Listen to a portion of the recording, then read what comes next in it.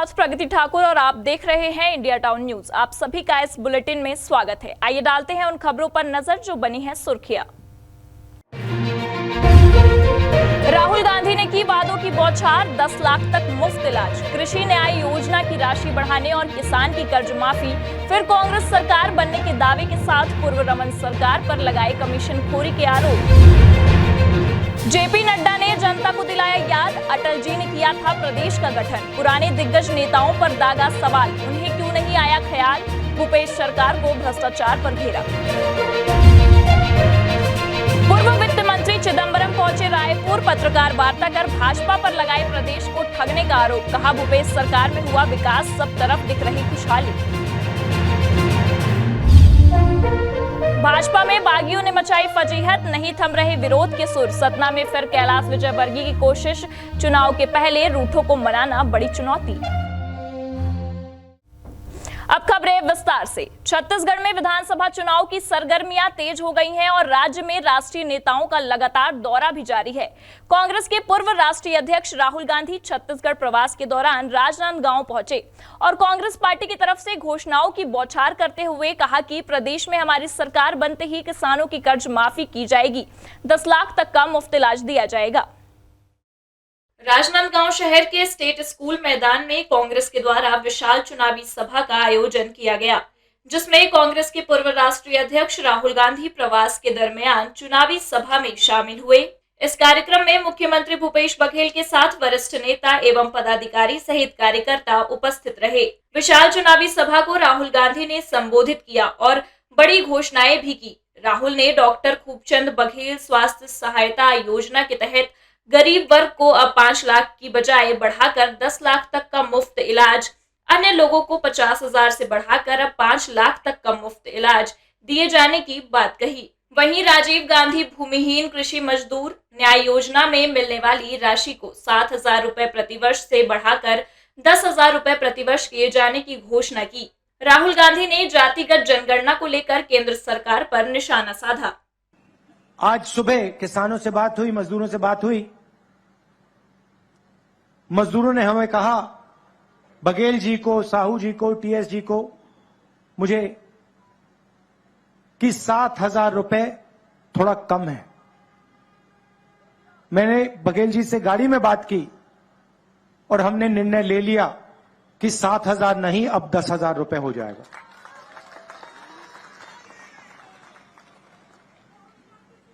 और छत्तीसगढ़ के किसान, सारे किसानों को मैं कहना चाहता हूं, पिछली बार हमने कर्जा माफी का वायदा किया था, वो वायदा हमने पूरा किया और इस बार भी हम कर्जा माफी का वायदा कर रहे हैं और हम आपका कर्जा माफ कर देंगे। बघेल जी ने कहा 14 लाख करोड़ रुपए नरेंद्र मोदी जी की सरकार ने अदानी जी जैसे लोगों का कर्जा माफ किया है। 14 लाख करोड़ रुपए। आप मुझे बताइए, बीजेपी ने कौन सी स्टेट में,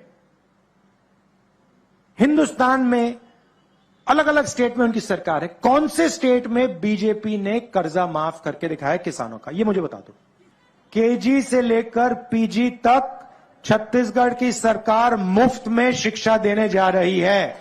और कम से कम अगर देश में मान लो 50% ओबीसी हैं, तो 90 में से 50% ओबीसी होने चाहिए। तब हम कह सकते हैं हां भैया ओबीसी की भागीदारी है। और 90 में से मान लो दलितों की 15% आबादी है, तो 15% दलित होने चाहिए। और मान लो हिंदुस्तान में 15% आदिवासी हैं, तो 15% उसमें आदिवासी होनी चाहिए। इस सभा के दौरान मुख्यमंत्री भूपेश बघेल जनता को संबोधित करते हुए रमन सिंह पर निशाना साधा। उन्होंने कहा कि चिटफंड घोटाला को बढ़ावा दिया, कार्यालय खोले, 15 साल में कमीशनखोरी भी खूब हुई है। अब अमित शाह से कहना चाहते हैं, वो भ्रष्टाचारियों को उल्टा लटकाने की बात कहते हैं। रमन सिंह ने 15 साल छत्तीसगढ़ को लूटने का काम किया, इसलिए पहले उन्हीं पर कार्रवाई करें। 2018 से पहले रमन सिंह ने यहां सबको गरीब बनाने का काम किया, जितनी खदान है उसको उद्योगपतियों को दे दिया। ऐश्वर्या श्याम के साथ bureau report, India town news. Chhattisgarh की राजधानी रायपुर के नजदीक कटिया गांव में रविवार को कांग्रेस के पूर्व राष्ट्रीय अध्यक्ष राहुल गांधी छत्तीसगढ़िया किसान के अवतार में नजर आए। इस दौरान वे खेत पर फसल काटने लगे, जिसके बाद देखा देखी भूपेश बघेल और चरणदास महंत, टीएस सिंहदेव भी खेत में उतरे और सबने हाथ में हंसिया लिया, चंद मिनट धान काटी और फोटो खिंचवाकर किसानों से कुछ बात कर आगे निकल गए। जहां कांग्रेस के लिए यह तस्वीर किसानों से हमदर्दी जैसे मायने रखती है, तो विरोधी इसे चुनावी स्टंट से ज्यादा कुछ नहीं मान रहे। राहुल शनिवार से छत्तीसगढ़ के चुनावी दौरे पर हैं। रविवार को सुबह राहुल रायपुर के नजदीक के गांव कटिया के एक खेत में पहुंच गए। वहां धान फसल की कटाई कर रही महिलाओं से हंसिया मांगकर स्वयं भी धान काटने लगे। उनके साथ मौजूद मुख्यमंत्री भूपेश बघेल, विधानसभा अध्यक्ष डॉक्टर चरणदास महंत और उप मुख्यमंत्री टीएस सिंहदेव भी फसल कटाई करने लगे। चारों कांग्रेस नेता अपने सिर पर गमछे का फेटा बांध रखे थे, बिल्कुल उसी तरह जैसा कि छत्तीसगढ़ के किसान बांधे रखते हैं। फर्क इतना था कि छत्तीसगढ़ के किसान अपने खेतों में काम करने के दौरान जींस टी शर्ट और झक सफेद कुर्ता पजामा पहने नहीं होते। कांग्रेस इस बार के विधानसभा चुनाव में किसानों, आदिवासियों, वनवासियों और युवाओं को रिझाने के लिए पूरा जोर लगा रही है।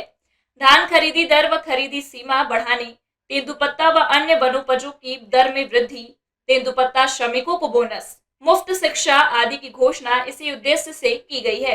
राहुल गांधी समेत अन्य कांग्रेस नेताओं के धान फसल काटने को भी महज चुनावी स्टंट माना जा रहा है। देखना होगा कि राहुल की इन तस्वीरों से कांग्रेस को कितना लाभ मिलता है। वहीं ट्रोल करने वाली भाजपा, जो इन चुनाव में इतना आक्रामक नजर नहीं आ रही, राहुल के इस रूप पर क्या कहती है। प्रेम निर्मलकर के साथ bureau report, India town news. Chhattisgarh के दौरे पर पहुंचे भारतीय जनता पार्टी के राष्ट्रीय अध्यक्ष ने कांग्रेस पार्टी पर जनता को ठगने का आरोप लगाते हुए कहा कि राज्य में कांग्रेस पार्टी विकास का एक भी ईंट या पत्थर नहीं गिना सकती, लेकिन भाजपा गिना सकती है। छत्तीसगढ़ प्रदेश की स्थापना या इसे अलग राज्य बनाने को लेकर भाजपा के राष्ट्रीय अध्यक्ष ने पूर्व के कांग्रेसी नेताओं का नाम लेकर वर्तमान कांग्रेस से पूछा कि तब वे सब कहां गए थे। ये तो अटल जी का संकल्प था जो नया प्रदेश बना। जब बनाने की बारी थी तो कहां रहे थे? कहां रहे वो शुक्ला भाई? कहां रहे वो मोरा जी? कहां रहे वो अर्जुन सिंह? कहां रहे वो नेताओं की फिक्रा? कभी दिल्ली में आवाज नहीं उठा सके, लेकिन अटल जी ने सोचा और आज छत्तीसगढ़ एक विकसित राज्य के रूप में बढ़ने के लिए छत्तीसगढ़ के राजनांदगांव जिले के ठेलकाडीह में जनता को संबोधित करते हुए जेपी नड्डा ने कांग्रेस पर जमकर निशाना साधा और भूपेश सरकार को करप्शन की सरकार कहा और जनता से इसे बदलने की बात कही। भ्रष्टाचार, आखंड भ्रष्टाचार में डूबी हुई सरकार है। मैं जानना चाहता हूँ, क्या भूपेश बघेल की सरकार भ्रष्टाचारी सरकार है कि नहीं? है कि नहीं? ऐसी सरकार को रहने का अधिकार है? रविवार का दिन राजनांदगांव के लिए राजनीतिक दृष्टि से काफी गहमा-गहमी भरा रहा। एक तरफ जहां राहुल गांधी मुख्यालय में जनता के सामने थे, तो दूसरी तरफ जेपी भी जनसभा को संबोधित करने कुछ ही किलोमीटर की दूरी पर थे। Aishwarya Shyam, India town news, Rajnandgaon. Asaduddin Owaisi की एआईएमआईएम पार्टी के पूर्व प्रदेश अध्यक्ष डॉक्टर नईम अंसारी को मोबाइल पर चुनाव नहीं लड़ने की धमकी मिली है। अज्ञात व्यक्ति ने मोबाइल पर धमकी दी, जिसकी शिकायत पुलिस में भी की गई है। पुलिस मोबाइल नंबर के आधार पर मामले की जांच में जुट गई है।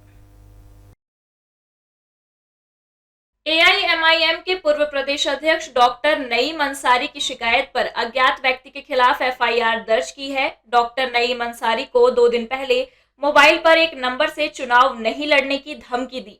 डॉक्टर अंसारी के अनुसार इस व्यक्ति ने उनसे गाली गलौज की और चुनाव नहीं लड़ने की धमकी दी। डॉक्टर अंसारी ने इसे लेकर खजराना पुलिस में शिकायत दर्ज कराई है। डॉक्टर नईम अंसारी, जो पूर्व में ऑल इंडिया मजलिस-ए-इत्तेहादुद्दीन मुस्लिम पार्टी के प्रदेश अध्यक्ष रह चुके हैं, इनके द्वारा हाल ही में चुनाव लड़ने की घोषणा की गई थी, जिस पर से एक अज्ञात व्यक्ति द्वारा मोबाइल पर इनको गाली गलौज कर अभद्र व्यवहार किया गया। कई प्रकार की अभद्र गालियां दी गई चुनाव न लड़ने के संबंध में, जिन्होंने एक लिखित आवेदन प्रस्तुत किया, जिस अवलोकन करने पर से मोबाइल खाता धारक के विरुद्ध में धारा 507 आईपीसी का अपराध पंजीबद्ध कर विवेचना में लिया गया है। पुलिस फिलहाल मोबाइल नंबर के आधार पर सभी एंगल से जांच कर रही है। इंदौर से V Devashish, India town news. वक्त तो चला है एक ब्रेक का। ब्रेक के बाद देखेंगे देश प्रदेश से जुड़ी कुछ और खबरें।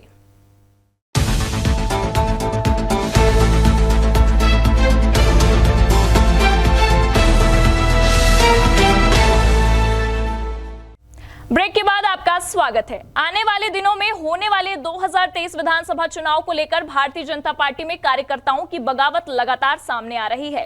हम बात कर रहे हैं सतना जिले की 7 विधानसभा सीटों की, जहां पर 7 में से 4 विधानसभा सीटों में पार्टी के कद्दावर नेताओं के बगावती सुर सामने आए हैं, जिनमें मुख्य रूप से नागौद और रैगांव विधानसभा शामिल है। इस बगावत के डैमेज कंट्रोल को लेकर पार्टी के राष्ट्रीय महासचिव कैलाश विजयवर्गीय बागी नेताओं को मनाने के लिए सतना पहुंचे थे, जहां उन्होंने बागी नेताओं से गुफ्तगू कर उन्हें मनाया। मध्य प्रदेश में 2023 विधानसभा चुनाव को लेकर बीजेपी और कांग्रेस जैसी बड़ी पार्टियों के अलावा भी अलग अलग पार्टी के प्रत्याशियों की घोषणा लगभग पूरी हो चुकी है। ऐसे में टिकट वितरण को लेकर बीजेपी और कांग्रेस में क्षेत्रीय दिग्गज नेताओं की उथल-पुथल मची हुई है। हम बात कर रहे हैं सबसे बड़ी पार्टी बीजेपी की, जहां सतना जिले की 7 विधानसभा सीटों में प्रत्याशियों की घोषणा की जा चुकी है, जिसके बाद विधानसभा क्षेत्र में दावेदारी करने वाले पार्टी के क्षेत्रीय दिग्गज नेताओं के अंदर नाराजगी और बगावत खुल के और सामने आने लगी है। वहीं जिले की 7 विधानसभा में से 4 विधानसभा में बड़े नेता बागी हो चुके हैं। बागी नेताओं में मुख्य रूप से नागौद विधानसभा क्षेत्र में लगातार क्षेत्र में सक्रिय रहने वाले पूर्व जिला पंचायत अध्यक्ष गगनेंद्र प्रताप सिंह इस मर्तबा नागौद विधानसभा सीट से टिकट की दावेदारी कर रहे थे। गगनेंद्र सिंह नागौद विधानसभा क्षेत्र से 2 बार अलग अलग दल से विधायक रह चुके पूर्व विधायक राम प्रताप सिंह के बेटे हैं और इस बार फिर भारतीय जनता पार्टी ने एक बार फिर निवर्तमान विधायक नागेंद्र सिंह को टिकट दे दी है। टिकट की घोषणा होने के बाद गगनेंद्र प्रताप सिंह के समर्थकों ने भाजपा कार्यालय में अपना विरोध प्रदर्शन किया था। उसके बाद दूसरे दिन शहर के पतेरी में एक निजी पैलेस में शक्ति प्रदर्शन दिखाते हुए समर्थकों की राय सुमरी की गई और फिर सतना एयरपोर्ट पहुंचे बीजेपी के राष्ट्रीय महासचिव कैलाश विजयवर्गीय से गगनेंद्र सिंह ने मुलाकात की, जहां कैलाश विजयवर्गीय गगनेंद्र सिंह को पेड़ के किनारे ले जाकर गुफ्तगू भी की, लेकिन गगनेंद्र नहीं माने और उन्होंने उनसे मिलने के बाद दोपहर में कलेक्ट्रेट कार्यालय पहुंचकर अपना निर्दलीय नामांकन दाखिल कर दिया। हालांकि कैलाश विजयवर्गीय की मनाने पर गगनेंद्र प्रताप सिंह ने अपना पर्चा वापस लेने की बात खुले मंच से कह दी है, लेकिन अभी तक उन्होंने अपना नामांकन वापस नहीं लिया है। मैंने नामांकन दाखिल किया है कि प्रजातंत्र है और प्रजातांत्रिक व्यवस्था में हर व्यक्ति को हक है। मैं भारतीय जनता पार्टी का सब कार्यकर्ता हूं, लेकिन जो फैसले हुए हैं उनसे मन आहत है। हाँ, माननीय कैलाश जी हमारे वरिष्ठ नेता हैं, मुझसे आज मुलाकात हुई है और कैलाश जी से मैंने अपनी पीड़ा व्यक्त की है। इसके साथ ही रैगांव विधानसभा क्षेत्र, जहां पूर्व मंत्री एवं विधायक स्वर्गीय जुगल किशोर बागरी के बड़े बेटे पुष्पराज बागरी ने सोशल मीडिया में भारतीय जनता पार्टी के सभी पदों से अपना इस्तीफा दे दिया था। बता दें कि पुष्पराज बागरी पिताजी के निधन के बाद टिकट की दावेदारी कर रहे थे।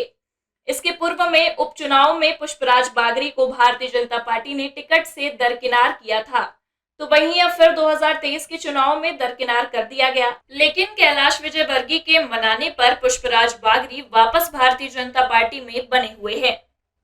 इस बारे में भाजपा के राष्ट्रीय महासचिव कैलाश विजयवर्गीय ने कहा कि गगनेंद्र सिंह और पुष्पराज बागरी दोनों हमारे छोटे भाई हैं। हम अधिकार पूर्वक उनसे कह सकते हैं कि चुनाव नहीं लड़ेंगे। भी दोनों यहाँ बैठे हैं, दोनों लड़ेंगे क्या पूछ लीजिए। दोनों हमारे छोटे भाई हैं और हम अधिकार पूर्वक उनसे कह सकते हैं कि आप चुनाव नहीं लड़ेंगे और पार्टी का काम करेंगे तो करेंगे। वो अभी दोनों खड़े हैं, ये हमारे छोटे भाई, ये पार्टी का काम करेंगे, तन मन धन से पैसा भी लगाएंगे, समय भी देंगे, सब। बहरहाल सतना विधानसभा क्षेत्र से बीजेपी के दिग्गज नेता रत्नाकर चतुर्वेदी शिवा ने भाजपा छोड़ दी, तो वहीं चित्रकूट विधानसभा क्षेत्र से सुभाष शर्मा डोली ने भाजपा छोड़ दी।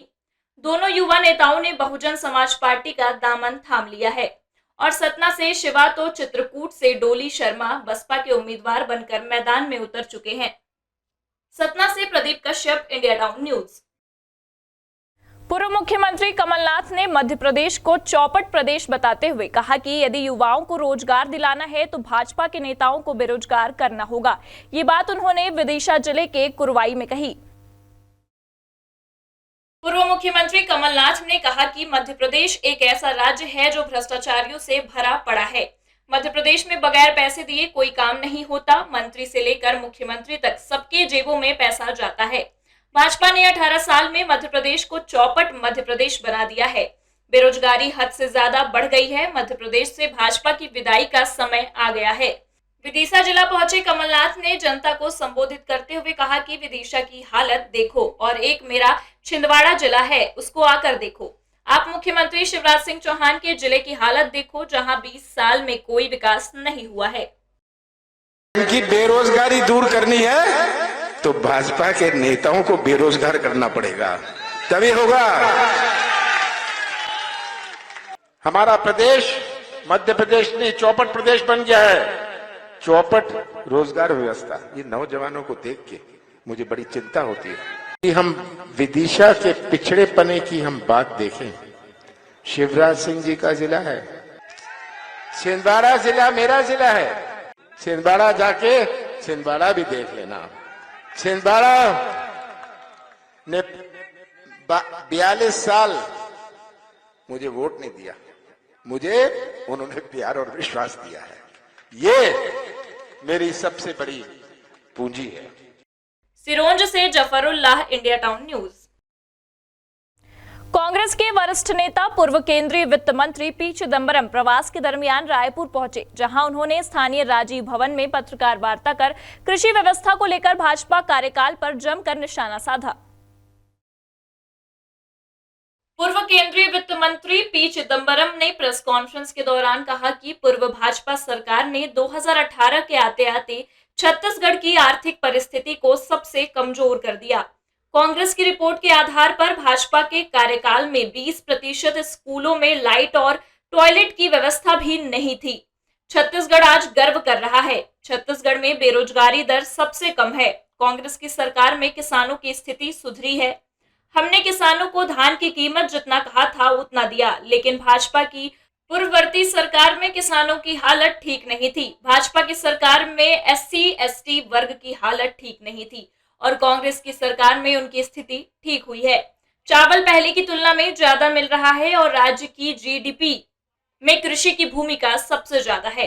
हमारी सरकार शिक्षा, स्वास्थ्य और रोजगार पर ध्यान दे रही है। 32% of the state's GDP comes from farming.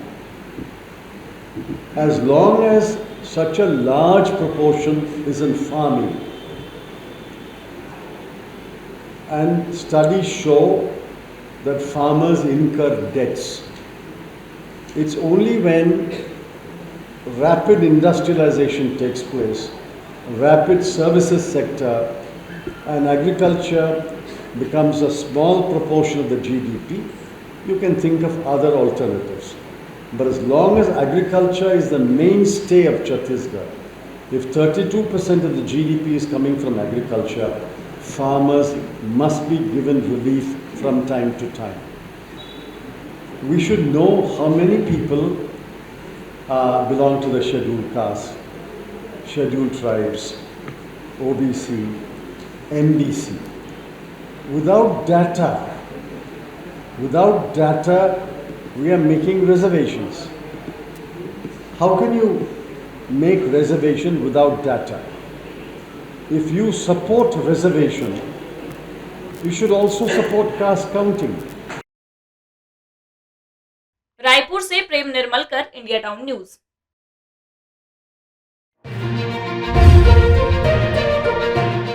PM Modi ने की मन की बात, जनता से हुए 106वीं बार रूबरू। खादी उत्पाद और उद्योग पर की विशेष चर्चा।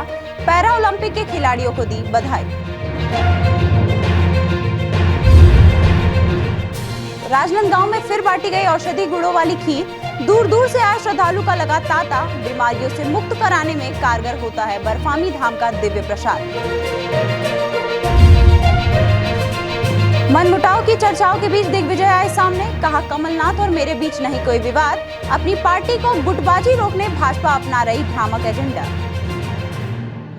और अब खबरें विस्तार से। प्रधानमंत्री नरेंद्र मोदी ने मन की बात के माध्यम से 106वीं बार जनता से संवाद किया, जिसे सुनने छत्तीसगढ़ के पूर्व मुख्यमंत्री डॉक्टर रमन सिंह राजनांदगांव के सिंधु भवन पहुंचे। इस दौरान सिंधु समाज के लोग भी बड़ी संख्या में मौजूद रहे। राजनांदगांव के सिंधु भवन में प्रधानमंत्री नरेंद्र मोदी के मन की बात कार्यक्रम को सुनने के लिए पूर्व मुख्यमंत्री डॉक्टर रमन सिंह पहुंचे। इस कार्यक्रम में सिंधु समाज के अलावा सभी वर्ग के लोग भी बड़ी संख्या में उपस्थित रहे। प्रधानमंत्री नरेंद्र मोदी मन की बात कार्यक्रम के माध्यम से 106वीं बार जनता से रूबरू हुए, जिसके माध्यम से खादी के उत्पादक एवं उद्योग के बारे में चर्चा करते हुए पीएम ने लोगों को इसके लिए प्रेरित किया। उन्होंने पैरा एशियन गेम्स के खिलाड़ियों को भी बधाई दी है। पिछले दिनों एशियन गेम्स के बाद पैरा एशियन गेम्स में भी भारतीय खिलाड़ियों ने जबरदस्त कामयाबी हासिल की। हस्तशिल्प को बढ़ावा कैसे दिया जा सकता है, खादी को कैसे बढ़ावा दिया जा सकता है, छोटे छोटे उद्योग, कुटीर उद्योग को कैसे आगे बढ़ा सकते हैं, इसके बारे में प्रेरणादायक उद्बोधन माननीय मोदी जी का आज सुनने को मिला। और देश के गौरव बढ़ाने वाले उन लोगों को सम्मानित करने का भी काम है जो स्पोर्ट्स के क्षेत्र में विकलांग होते हुए भी चमत्कारिक रूप से प्रदर्शन कर रहे हैं। खिलाड़ियों को भी सम्मानित करने का काम किया। राजनांदगांव से अमित चटर्जी के साथ Aishwarya Shyam, India town news. Rajnandgaon जिले के प्रसिद्ध सिद्धिपीठ मां पाताल भैरवी मंदिर में शरद पूर्णिमा की रात ब्रह्म मुहूर्त में जड़ी बूटी युक्त खीर प्रसाद का वितरण किया जाता है, जिसे पाने कई राज्यों से हजारों की संख्या में श्रद्धालु माता के दरबार पहुंचे। राजनांदगांव के बर्फानी आश्रम में शरद पूर्णिमा विशेष रूप से मनाई जाती है और यहाँ लोग हजारों की संख्या में अलग अलग राज्यों से परिवार के साथ पहुंचते हैं। इस अवसर पर जड़ी बूटी युक्त खीर प्रसाद का निःशुल्क वितरण किया जाता है, जो श्वास, दमा और अस्थमा से पीड़ित व्यक्तियों के लिए फायदेमंद होता है। इसके अलावा मां पाताल भैरवी प्रांगण में मेले का आयोजन किया जाता है और साथ ही साथ लोगों को मनोरंजन के लिए लोक कलाकारों की भी प्रस्तुति कराई जाती है। मंदिर समिति के द्वारा बाबा बर्फानी के सानिध्य में पिछले 22 वर्षों से दुर्लभ जड़ी बूटियों को जंगल से लाकर उसका खीर प्रसाद बनाया जाता है और लोगों को वितरित की जाती है। इस वर्ष चंद्र ग्रहण होने के कारण पौराणिक मान्यताओं के अनुसार दम्मा व अस्थमा पीड़ितों को चंद्र ग्रहण समाप्ति के पश्चात देवी देवताओं की आरती करने के बाद ब्रह्म मुहूर्त में खीर प्रसाद का वितरण किया गया। इस दवाई को ग्रहण करने के बाद परहेज करना भी जरूरी है। ये हमारे विगत आज लगभग 22 साल से दवाई यहाँ पर बढ़ रही है, 25 साल से। तो माँ पाताल भैरवी कृपा से और कुछ दादाजी कृपा से यहाँ पर लोग आते हैं, पूरे राज्य से आते हैं। बिहार है, झारखंड है, उड़ीसा है, मध्य प्रदेश है, आपको उधर नाम से मुंबई है, बहुत जगह से लोग आते हैं। और माँ कृपा से यहाँ पर निरंतर लोग को फायदा होता है। दवाई खाने से श्वास है, दामा है, अनेक रोगी वो यहाँ पर ठीक होते हैं। और माता जी कृपा से इस साल भी उसी तरह मनाया जा रहा है शरद पूर्णिमा को। मेरे को बहुत अच्छा लगा और यहाँ इतना दूर दूर से जो जानते हैं वो आते हैं, जो नहीं भी जानते हैं वो एक दूसरे के बतावे में, जैसे कि मैं अभी जा रही हूँ, मैं किसी और को बताऊँगी, है ना, कोई और किसी को बताएंगे। तो माता रानी का प्रसाद है और वो प्लस जड़ी बूटी युक्त खीर है। जैसे कुछ भी चीज़ होता है, किसी के शारीरिक प्रॉब्लम होता है, तो इसलिए ना मैं भी सुनी थी, कभी नहीं आई थी अपने लाइफ में, कभी पहली बार मैं भी आई हूँ। सुनी थी ज़रूर, लेकिन आज पहली बार माता का बुलावा हुआ तो मैं आई हूँ। जी, लगभग इसको 20 वर्ष तो हो ही चुका है।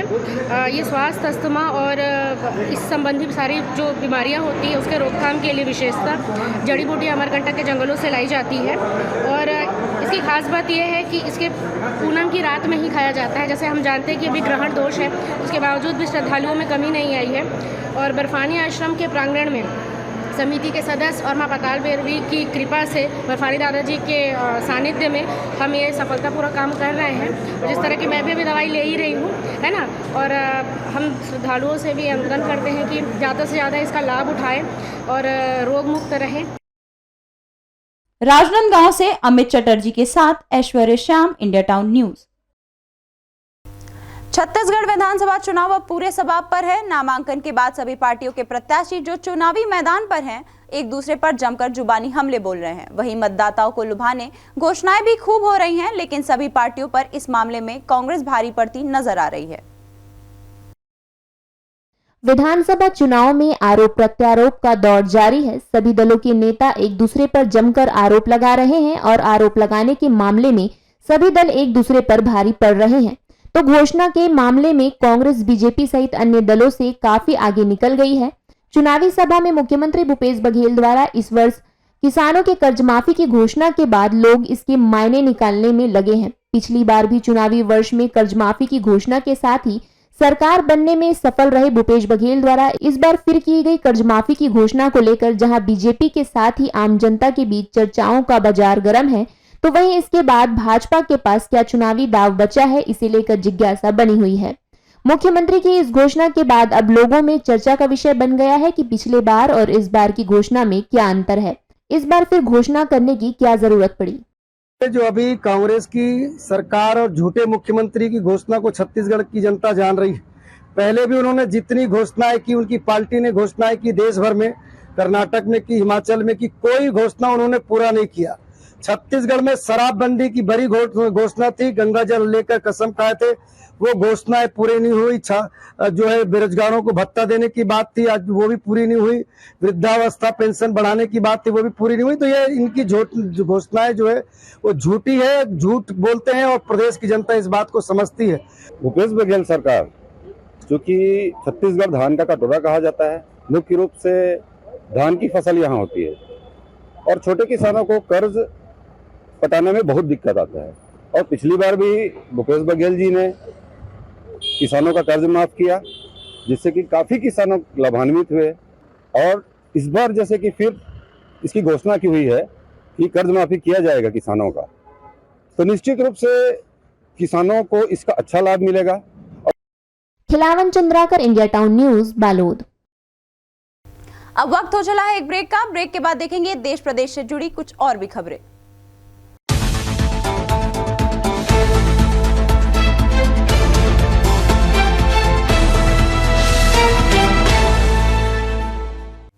मध्य प्रदेश विधानसभा चुनाव में राजनीतिक पार्टियों की बयानबाजी जारी है। कमलनाथ और दिग्विजय सिंह की अनबन चल रही है। बीजेपी के नेताओं के इस बयान पर दिग्विजय सिंह ने अब विराम लगा दिया है। अपना बयान जारी कर दिग्विजय सिंह ने कहा कि अनबन की खबरें भ्रामक हैं।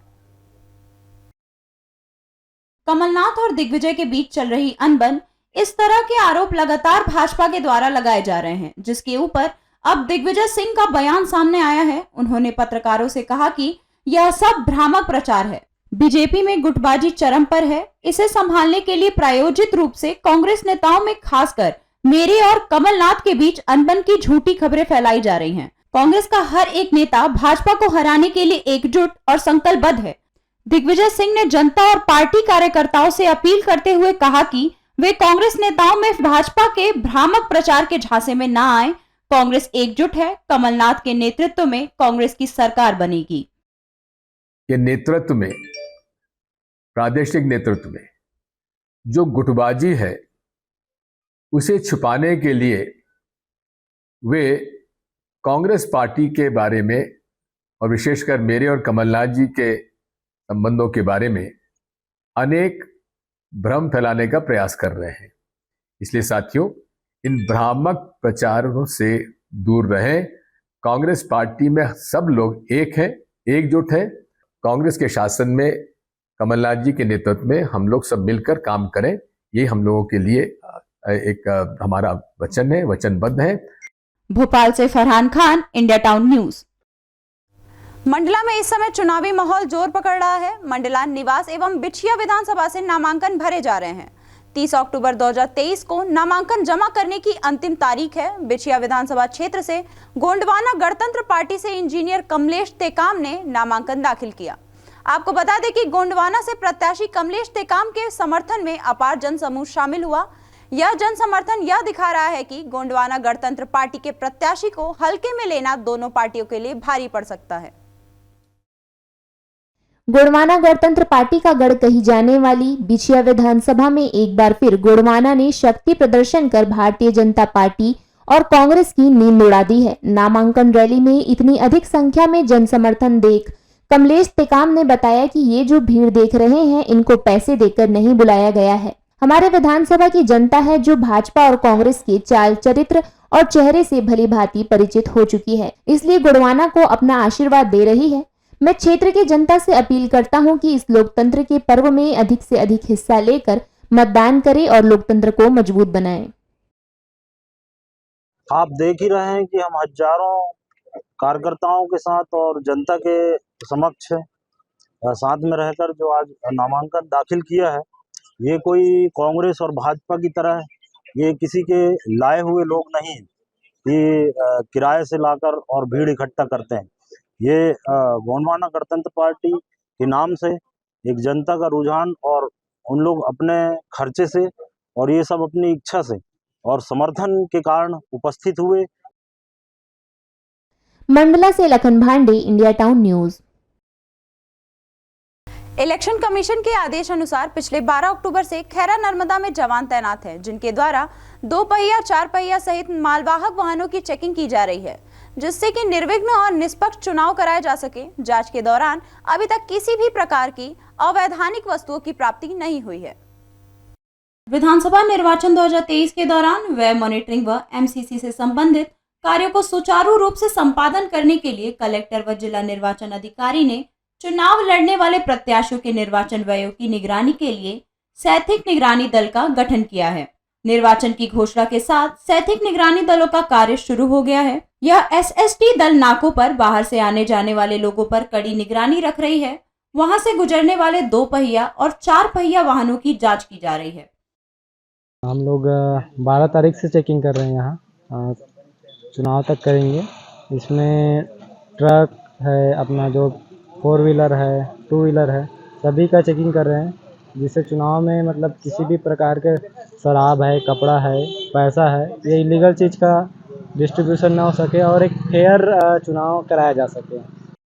गंडई से Ratnesh Kuldeep, India town news.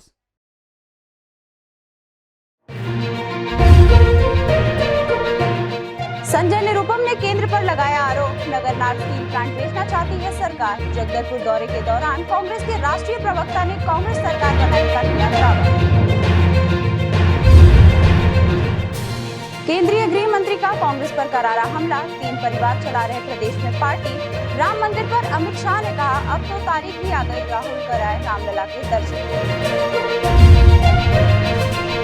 निलंबित हुआ घायल को उपचार के दौरान थप्पड़ मारने वाला डॉक्टर। प्रदेश के सबसे बड़े एमआर हॉस्पिटल से वायरल हुआ था वीडियो। प्रबंधन ने गालीबाज को दिखाया बाहर का रास्ता। खुद को जिंदा साबित करने 9 साल से भटक रहा ग्रामीण, मामा के विधानसभा क्षेत्र में नहीं मिल रहा न्याय। कागजों में मृत दर्शाया गया तो हर सरकार योजनाओं से हुआ महरूम। और अब खबरें विस्तार से। बस्तर में विधानसभा चुनाव अब कुछ ही दिन शेष रह गए हैं। इसे लेकर राष्ट्रीय नेताओं के साथ ही प्रवक्ताओं का दौरा लगातार चल रहा है। इस दौरान कांग्रेस के राष्ट्रीय प्रवक्ता संजय निरुपम 1 दिवसीय प्रवास पर जगदलपुर पहुंचे। इस अवसर पर कांग्रेस के पदाधिकारी एवं कार्यकर्ता भी उपस्थित रहे। कांग्रेस के राष्ट्रीय प्रवक्ता संजय निरुपम 1 दिवसीय प्रवास के दौरान बस्तर पहुंचे। यहां पत्रकारों से चर्चा करते हुए उन्होंने केंद्र की भाजपा सरकार पर जमकर निशाना साधा। वहीं इस बार भी प्रदेश में संजय निरुपम ने कहा कि 5 सालों में जनता ने कांग्रेस का कार्यकाल को देख लिया है। हमने हर तबके के लिए काम किया है। भारतीय जनता पार्टी के शासनकाल में नक्सलवाद काफी बढ़ा हुआ था, लेकिन जैसे ही प्रदेश में कांग्रेस की सरकार आई तब से नक्सलवाद पर नियंत्रण है। आदिवासियों को सरकार की पुनर्वास नीति से जोड़कर 2000 ग्रामीणों की रिहाई भी करवाई गई और फर्जी एनकाउंटर पर रोक लगाकर जांच टीम को भी बैठाया गया है। भारतीय जनता पार्टी की सरकार थी, लेकिन नक्सलिज्म पर वो जो नियंत्रण चाहिए था वो नियंत्रण स्थापित नहीं कर पाए। उनके नीतियों में कोई ना कोई दोष रहा होगा, लेकिन बघेल साहब ने, हमारे मुख्यमंत्री ने नक्सलिज्म को, नक्सलाइटों को मारने या नक्सलिज्म के खिलाफ बहुत उग्र किस्म की कार्रवाई करने के बजाय कैसे इनको मुख्य धारा में लाया जाए, उस दिशा में बड़ी भूमिका निभाई। उन्होंने कहा कि नगरनार स्टील प्लांट को विधानसभा चुनाव के बाद केंद्र सरकार बेचने का काम करेगी, लेकिन प्लांट को बेचने से कांग्रेस और बस्तर के लोग सड़क पर उतर जाएंगे। ईडी के सवाल का जवाब देते हुए संजय ने कहा कि प्रधानमंत्री ईडी पुरुष बनकर प्रदेश सरकार को डराने की कोशिश कर रहे हैं। उनके इशारे में ईडी सीबीआई छत्तीसगढ़ में आई हुई है और कांग्रेस के नेताओं को केवल परेशान करने के अलावा उन्होंने कोई काम नहीं किया है। जनता सब जान चुकी है, भाजपा के झांसे में कभी नहीं आएगी, उन्हें फिर से दोबारा विपक्ष में बैठने को मजबूर कर देगी। तो नगर नहर प्लांट को विधानसभा चुनाव के बाद बेच दिया जाएगा, यह केंद्र सरकार का फैसला है। यह बस्तर की जनता को हम बता देना चाहते हैं साफ साफ शब्दों में। साथ में भी बताना चाहते हैं कि स्टेट गवर्नमेंट ने सेंट्रल गवर्नमेंट को अपना प्रपोजल दे रखा है कि अगर आपको बेचना ही है तो पहली प्राथमिकता स्टेट गवर्नमेंट को दीजिए, राज्य सरकार को दीजिए, हम लेने को तैयार हैं। लेकिन ये अपने किसी फेवरेट उद्योगपति को देंगे, और इसमें कौन सबसे फेवरेट उद्योगपति है आपको हमको सबको मालूम है।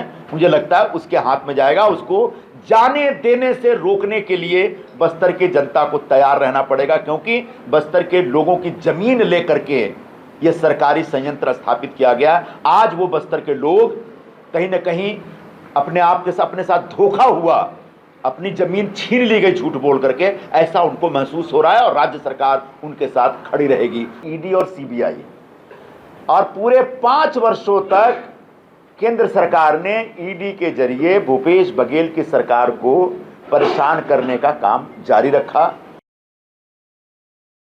जगदलपुर से Baski Thakur, India town news. Madhya Pradesh में होने वाला चुनाव काफी रोमांचक रहने वाला है। गृह मंत्री अमित शाह का छिंदवाड़ा दौरा हुआ। इस दौरान मंच से अमित शाह ने कांग्रेस पर वार करते हुए कहा कि कांग्रेस पार्टी को 3 परिवार के लोग चला रहे हैं। वहीं राम मंदिर के मुद्दे को लेकर भी उन्होंने राहुल गांधी पर जुबानी प्रहार किया। गृह मंत्री अमित शाह ने कमलनाथ के गढ़ छिंदवाड़ा के विधानसभा सीट जुन्नारदेव में चुनावी सभा को संबोधित किया। इस दौरान उन्होंने कांग्रेस, कमलनाथ और दिग्विजय सिंह पर जमकर निशाना साधा। अमित शाह ने कहा कि मध्य प्रदेश में कांग्रेस पार्टी 3 परिवार चलाते हैं, एक गांधी परिवार, दूसरा कमलनाथ परिवार और तीसरा दिग्गी परिवार। जहां 3 तिगड़ा होते हैं वहां काम बिगड़ जाता है। कहावत है कि 3 तिगड़ा काम बिगड़ा। अमित शाह ने बताया कि आदेश गांधी परिवार चलाता है, निर्देश कमलनाथ परिवार का होता है और जब गलती होती है तो चाटा दिग्गी परिवार को पड़ता है। मध्य प्रदेश में कमलनाथ और दिग्विजय सिंह के समर्थक आपस में कपड़े फाड़ रहे हैं। जिस पार्टी और उसके नेताओं में आपसी सुलह नहीं, वो क्या प्रदेश चला पाएंगे। मध्य प्रदेश में गांधी परिवार, कमलनाथ परिवार और दिग्विजय बंटाधार परिवार, ये 3 परिवार कांग्रेस पार्टी चलाते हैं। और जहां 3 तिगड़ा होता है ना, वहां काम बिगड़ जाता है। हमारे गुजरात में कहावत है, 3 तिगड़ा काम बिगड़ा। और यहां पर क्या होता है, आदेश गांधी परिवार का चलता है, निर्देश कमलनाथ का चलता है और जब गलती होती है तो चाटा बिचारे बंटाधार दिग्विजय के गाल पर ठोकते। 22 जनवरी को अयोध्या में श्री राम मंदिर की रामलला की स्थापना पर अमित शाह ने कहा कि जब वे राष्ट्रीय अध्यक्ष थे उस दौरान कहते थे कि भाजपा बोलती है कि वे राम मंदिर वहीं बनाएंगे लेकिन तिथि नहीं बताएंगे। उन्होंने कहा कि राहुल बाबा मंदिर भी बन गया और तिथि भी घोषित हो गई। आप भी जाइए और श्री राम के दर्शन कराइए, आपको भी संतोष मिलेगा। मैं जब भाजपा का अध्यक्ष था, हर रोज ताने लगाते थे, मंदिर वहीं बनाएंगे, तिथि नहीं बताएंगे। राहुल बाबा, मंदिर भी बन गया, तिथि भी बता दी, जरा तनिक दर्शन कर आ जाना तो आपको भी संतोष हो जाएगा। नागेंद्र शुक्रवार, India town news, Chhindwara. Madhya Pradesh के सबसे बड़े शासकीय अस्पताल इंदौर के एमवाई अस्पताल में जूनियर डॉक्टर द्वारा मरीज के साथ बर्बरता का हैरान करने वाला मामला सामने आया है। एक्सीडेंट में घायल हुए एक व्यक्ति को इलाज के दौरान इस डॉक्टर ने कई चाटे मारे। इसके अलावा आरएसओ सेकेंड ईयर के इस जूनियर डॉक्टर ने घायल को गालियां भी दी। चाटे मारने और गालियां देने का वीडियो वायरल होने के बाद एमवाई अस्पताल प्रशासन ने आरोपित डॉक्टर आकाश कौशल को सस्पेंड किया गया। इंदौर के MY अस्पताल में इलाज के लिए आए एक मरीज की जूनियर डॉक्टर ने जमकर पिटाई कर दी। हैरान करने वाली इस घटना का वीडियो वायरल हुआ तो हर कोई हैरान हो गया। जानकारी के अनुसार देवास का रहने वाला एक व्यक्ति एक्सीडेंट के बाद इलाज के लिए MY अस्पताल पहुंचा था। उसी दौरान रेडिएशन सेफ्टी ऑफिसर यानी RSO सेकेंड ईयर का छात्र डॉक्टर आकाश कौशल ने इस व्यक्ति को कई चांटे मारे। यह घायल तब स्ट्रेचर पर इलाज के लिए लेटा हुआ है। उसी दौरान जूनियर डॉक्टर ने घायल का हाथ मोड़कर कई चांटे मारे, उसे लगातार गालियां भी दी।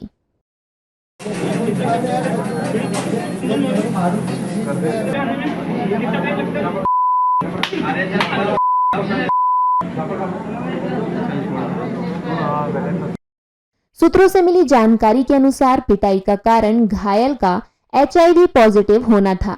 बताया जा रहा है कि पेशेंट ने खुद के HIV पॉजिटिव होने की जानकारी डॉक्टर को नहीं बताई।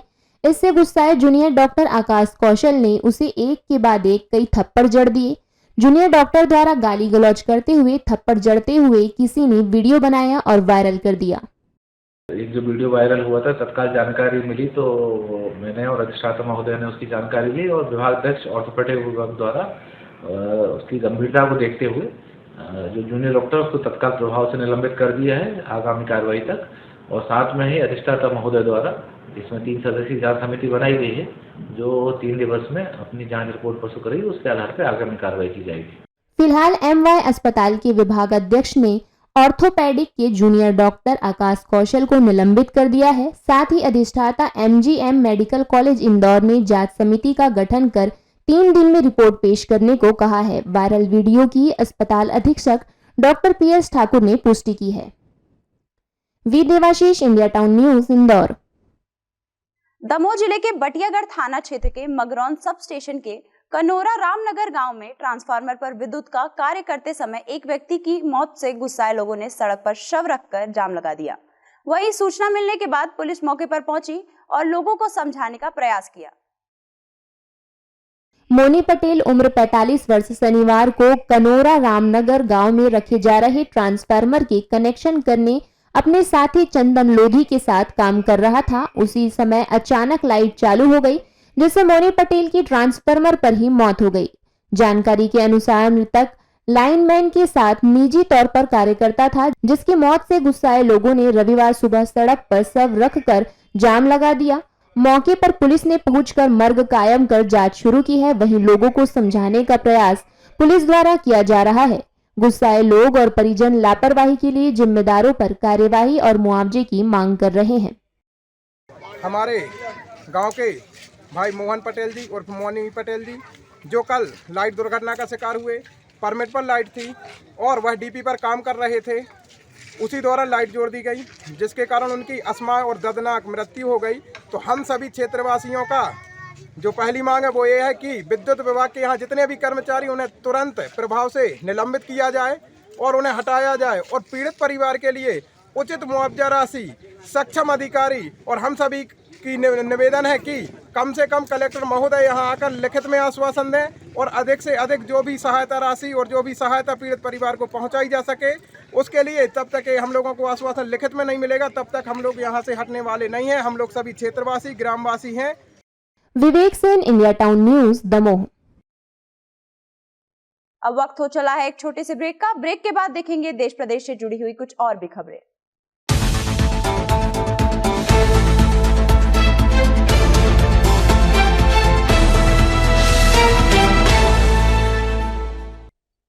ब्रेक के बाद आपका स्वागत है। मुख्यमंत्री शिवराज सिंह चौहान की विधानसभा क्षेत्र में एक आदिवासी परिवार को पिछले 9 साल से न्याय नहीं मिल पा रहा है।